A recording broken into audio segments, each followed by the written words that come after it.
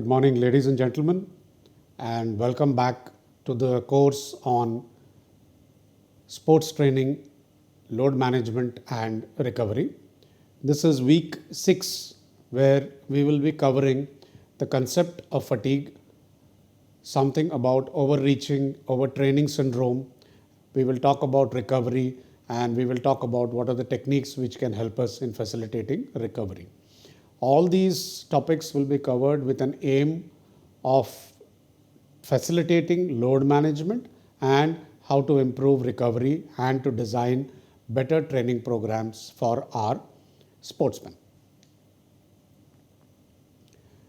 This is week 6 and lecture 1 of week 6 will cover fatigue in sports training, and I am Colonel Dr. Anup Krishnan and I will be your instructor for this week.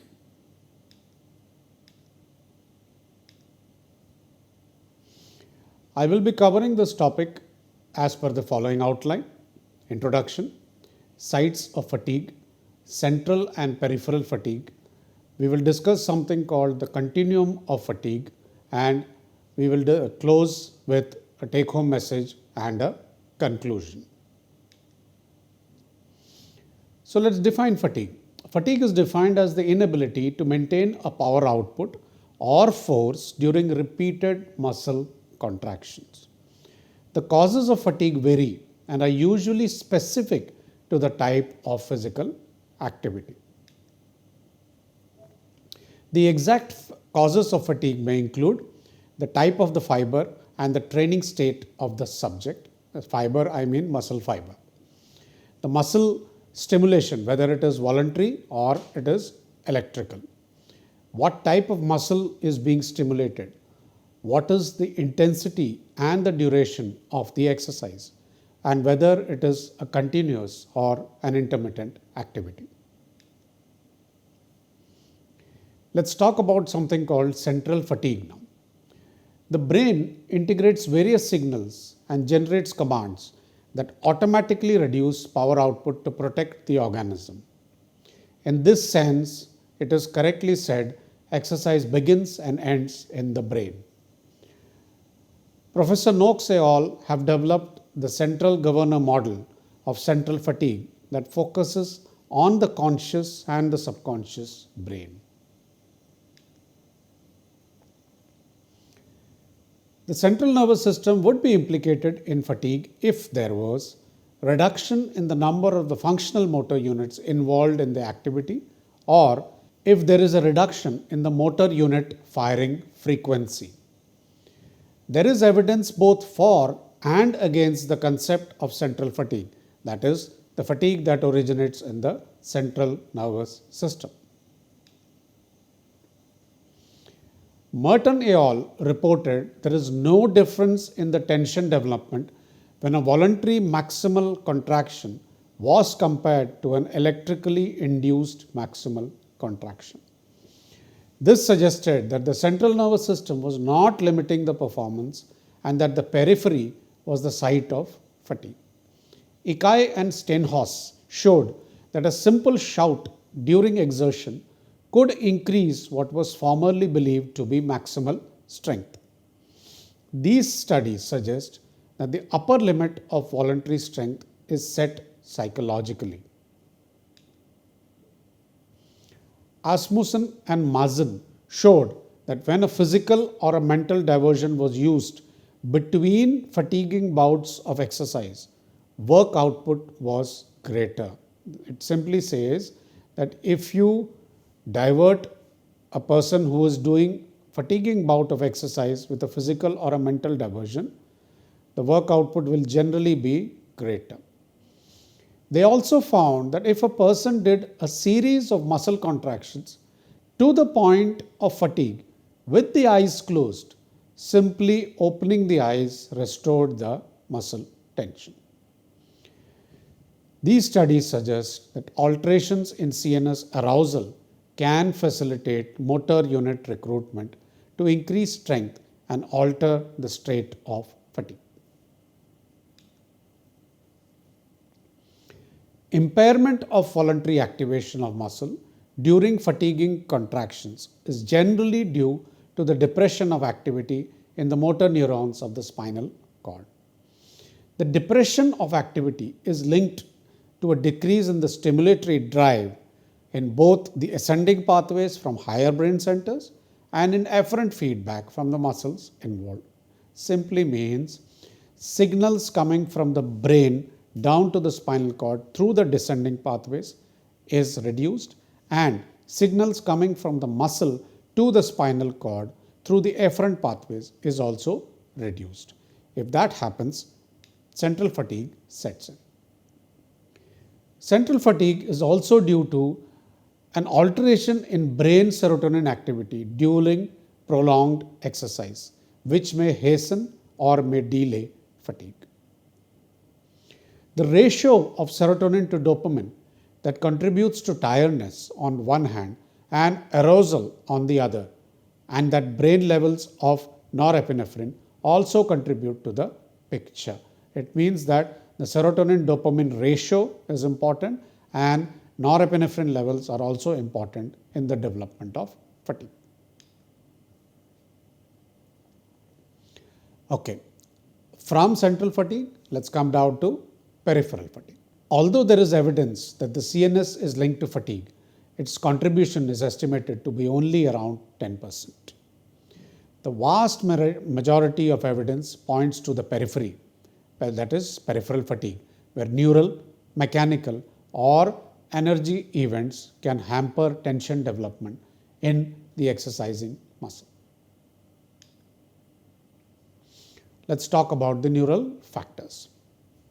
There are several potential sites of fatigue along the movement of the action potential from the nerve to the muscle, and within the muscle when an action potential progresses along the sarcolemma and the T-tubule to the sarcoplasmic reticulum where the calcium is stored. When the calcium ions are released, it interacts with the regulatory proteins and causes movement of the cross bridges to generate tension.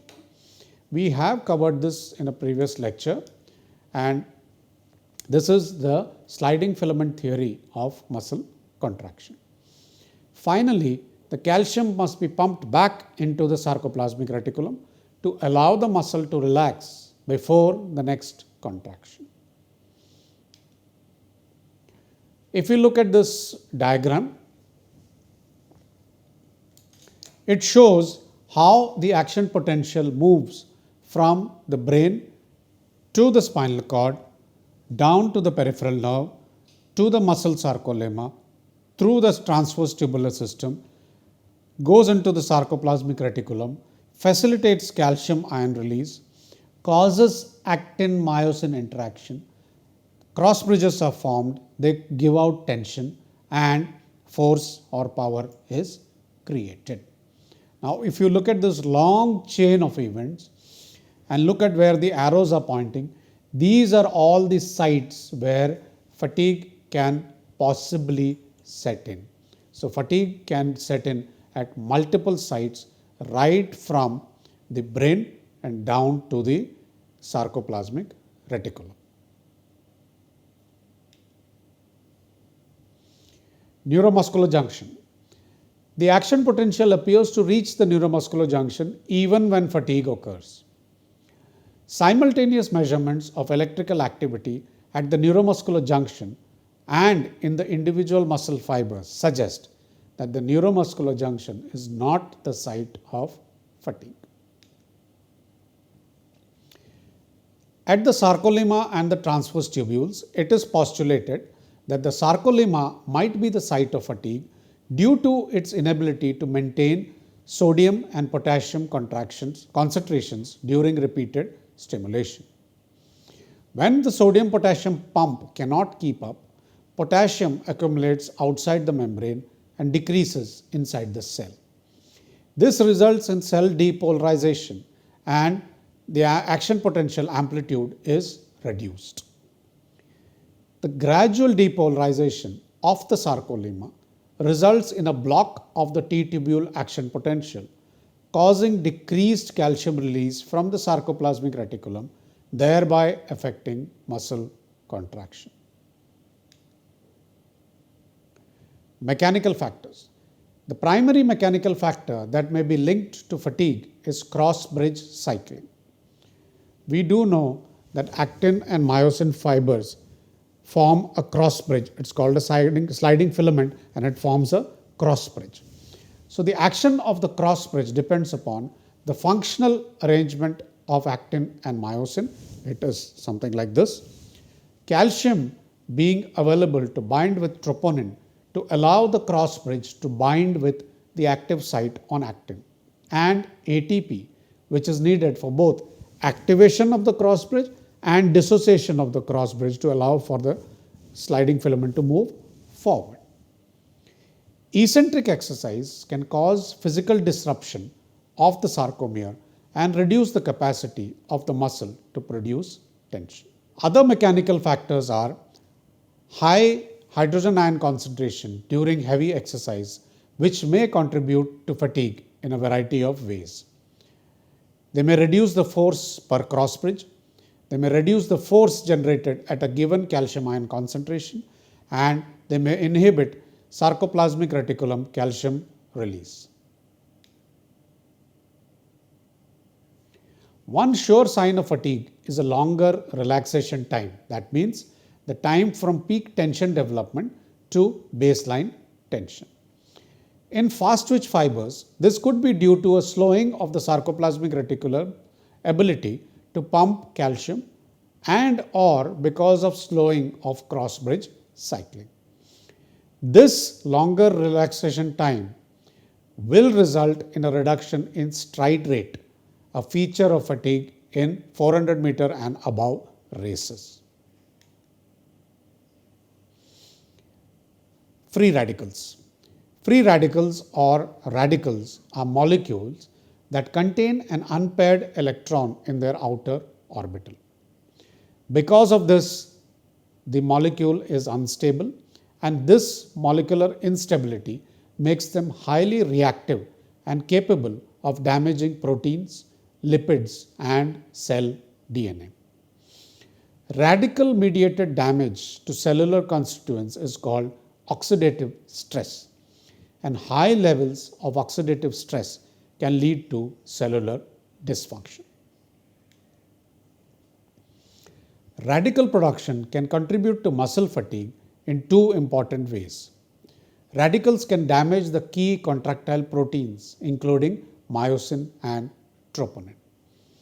High radical production can depress sodium-potassium pump activity and result in lower fiber excitation contraction coupling, which will impair force production.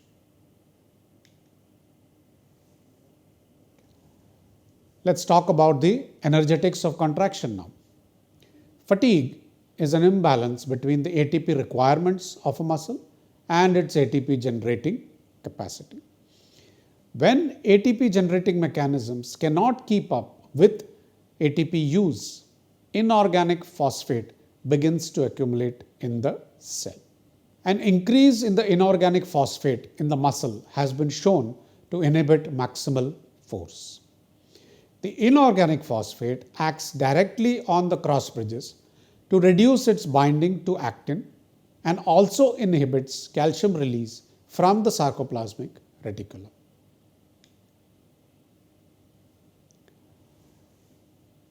We must also discuss the types of muscle fiber and their recruitment when we discuss peripheral fatigue. Muscle fibers are recruited in the following order with increasing intensity of exercise: type 1, type 2A, and type 2X. That means lower exercise intensity, type 1 fibers are recruited, moderate exercise, type 2A, and with high intensity exercise, type 2X are also recruited. During intense exercise, that is more than 75% of VO2 max, there is an increased recruitment of type 2X fibers, which will result in hydrogen ion production. Hydrogen ion and inorganic phosphate can reach levels which then reduce the motor unit recruitment and cause fatigue.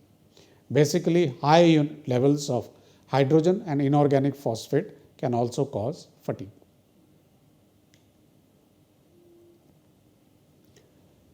There is something called the continuum of fatigue, which has to be known. We know that whenever we need to do successful sports training, it must involve overload so that we can achieve something called supercompensation. This supercompensation is a positive adaptation and it is necessary for performance improvement. Training must also avoid the combination of excessive training and inadequate recovery. However, if the exercise intensity is too low, athletes cannot expect to improve their performance. If the athlete's capacity for adaptation is over-solicited through insufficient recovery, a maladaptive training response may occur. That means if you keep training without giving time for recovery, there will be a maladaptive training response. We will be talking about that in a subsequent lecture. This graph is an important graph and we must understand this so that we can understand the principles behind sports training. If we plot the baseline initial fitness, we put the athlete through a training load, the fitness level will drop. The moment the training load is stopped, the athlete enters what is called recovery. The fitness level starts to come back. If you give enough time for recovery, the fitness level bounces higher and comes back. This is called the supercompensation. And what it simply means is you cannot continue to train without giving adequate recovery. If you do not give adequate time for recovery, the athlete will not be able to achieve supercompensation, and gradually with supercompensation, the athlete starts to get a higher level of fitness. So let's talk about the take-home messages. Increases in CNS arousal facilitate motor unit recruitment to increase strength and alter the state of fatigue. Simply means if you motivate an individual, he can perform better. Repeated stimulation of the sarcolemma can result in a reduction in the size and frequency of the action potentials. Under certain conditions, an action potential block can occur in the T-tubule to result in a reduction of calcium release from the sarcoplasmic reticulum. The cross-bridge ability to cycle is important in continued tension development. Fatigue may be related to the effect of a high hydrogen ion concentration and the inability of the sarcoplasmic reticulum to rapidly take up calcium ions. The end result may be a longer relaxation time, which affects the rate of muscle contraction. Fatigue is directly associated with a mismatch between the rate at which the muscle uses ATP and the rate at which ATP can be supplied or generated. Cellular fatigue mechanisms slow down the rate of ATP utilization faster than the rate of ATP generation to preserve the ATP concentration and to maintain cellular homeostasis. Successful training must involve overload to achieve supercompensation for improvement in performance. These are the references, ladies and gentlemen. I strongly urge you to go through them in the interest of better knowledge and understanding of the subject. I have finished, ladies and gentlemen. Thank you for listening. We will be glad to answer any questions and queries which you may forward to the email put up on the screen. Thank you, ladies and gentlemen. Thank you and Jai Hind.